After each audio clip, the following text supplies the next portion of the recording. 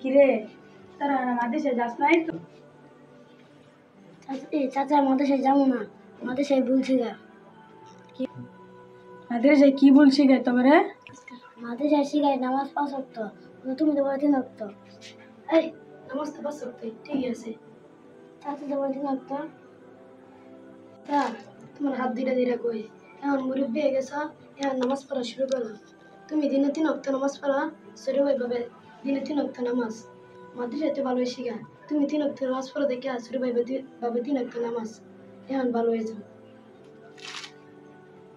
ওই তাড়াতাড়ি রেডিও মাদ্রাসায় যা তাড়াতাড়ি, মাদ্রাসায় তো ভালোই শিখায়। আমি 3 ওয়াক্ত করে দিকে 3 ওয়াক্ত নামাজ হয়ে যাবো গা। মাদ্রাসায় যা। চাচা আমার মাদ্রাসায় ছেড়ে দিতেছি, আমাদের মাদ্রাসায় দেখতে যাবো, আমাদের জন্য দোয়া করবা, 5 ওয়াক্ত নামাজ পড়বা। যা বাইস্তা যা, আমি 5 ওয়াক্ত আজকে থেকে 5 ওয়াক্ত নামাজ পড়বো, আর তোমার দেখতে যাবো, তোমার দোয়া করবো। যা আল্লাহ হাফেজ। প্রিয় দর্শক, আপনারা তো এতক্ষণ দেখলেন যে আসলেও মাদ্রাসায় সুন্দর শেখা, ভালো শেখা।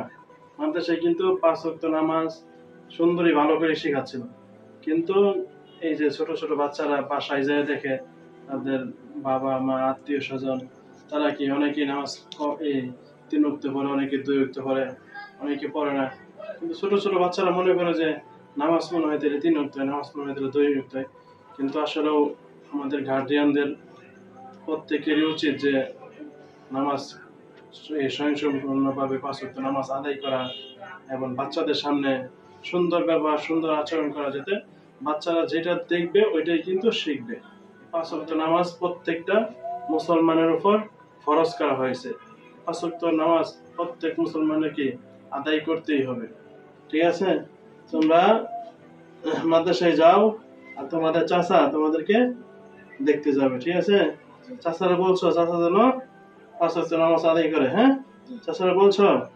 তাহলে চাচা আপনি আপনাদের ভাতিজার সামনে এই যে আজকে একটা কি কত একটা অপমান হইলেন, যে কি ছোট ভাতিজা বলতেছে যে আপনি 3 ওয়াক্ত নামাজ পড়েন, দেখে কি এ ভাবছে কি নামাজ মনে হয় 3 ওয়াক্ত।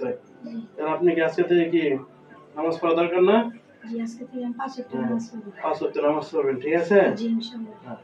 ঠিক আছে, ভালো থাকেন সবাই। আসসালামু আলাইকুম।